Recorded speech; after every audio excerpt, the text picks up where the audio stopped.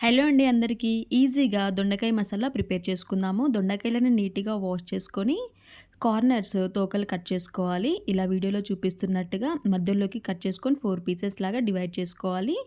ఇప్పుడు పాన్‌లోకి కొంచెం ఆయిల్ వేసి, దొండకాయలని దోరగా వేంపుకోవాలి. డైరెక్ట్‌గా పోపులోకేస్తే అంత పర్ఫెక్ట్‌గా కుక్ అవ్వదు. సో, అందుకని చెప్పి ముందుగానే దొండకాయలని ఫ్రై చేసుకొని పక్కన పెట్టేసుకోవాలి. ఇప్పుడు పోపులోకి జీలకర్ర, ఆవాలు ఇంకా చిన్నగా తరిగి పెట్టుకున్న ఆనియన్, పచ్చిమిర్చి వేసుకొని ఇవి లైట్ బ్రౌన్ షేడ్ వచ్చేంత వరకి కుక్ చేసుకోవాలి. ఇప్పుడు ఇందులోకి మసాలా ఇంగ్రీడియెంట్స్ కూడా యాడ్ చేసుకొని కొంచెం కరివేపాకు, అల్లం పేస్టు, పసుపు వేసుకొని పచ్చి స్మెల్ పోయేంత వరకు కూడా కలుపుకోవాలి. ఇందులో మసాలా కోసం పల్లీలను వేంపుకొని పొట్టు తీసేసి గ్రైండ్ చేసుకోవాలి. ఇంకా టొమాటోస్‌ని కూడా గ్రైండ్ చేసుకొని పేస్ట్ లాగా ప్రిపేర్ చేసుకొని యాడ్ చేసుకోవాలి. ఇందులోకి ధనియా పౌడర్, జీలకర్ర పౌడర్, మెంతు పౌడర్ ఏవి ఉన్నా కూడా యాడ్ చేసుకోవచ్చు. ఇంకా వాటర్ కాకుండా కొంచెం నిమ్మరసాన్ని యాడ్ చేస్తే టేస్ట్ చాలా బావుంటుంది.